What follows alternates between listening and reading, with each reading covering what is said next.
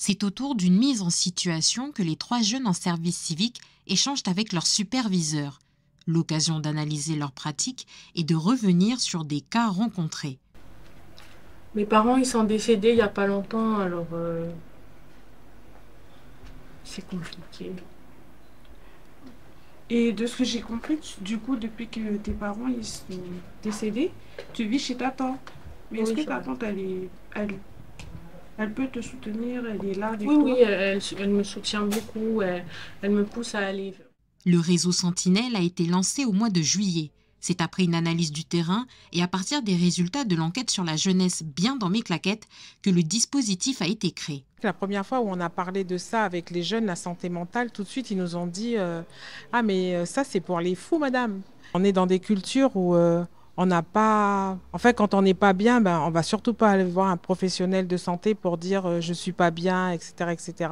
On va rester avec notre mal-être. On s'est dit, ben, vu qu'il y a cette problématique de mal-être et que les jeunes ne viennent pas forcément nous parler de ça à nous adultes, qui serait les mieux placés pour le faire si ce n'est des jeunes avec des jeunes. Peut-être que le message il va être beaucoup mieux reçu. Bah, ce sont des jeunes qui leur disent bah, tu peux y aller, quoi. Donc du coup, l'idée c'était de pouvoir former des jeunes qu'on a appelés sentinelles, qui pourraient détecter tout de suite quand un jeune n'est pas bien et puis l'orienter vers un professionnel de santé. Repérer les signes de mal-être chez les autres peut s'avérer compliqué. C'est ce que relatent les jeunes services civiques, d'où l'accompagnement mis en place avec les superviseurs.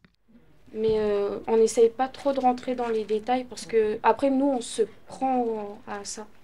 Après, Ben, on rentre aussi dans l'émotion avec la personne ah oui, oui, ça. et c'est ce qu'on veut éviter justement. Là où il faut qu'ils fassent attention, c'est de ne pas rentrer justement dans cet état, dans l'état du jeune, dans l'état émotionnel du jeune.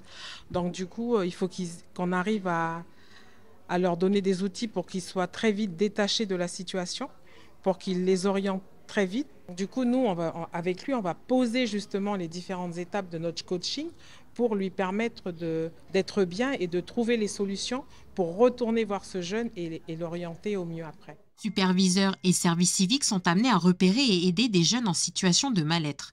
Pour mener à bien leur mission, tous ont suivi une formation professionnelle.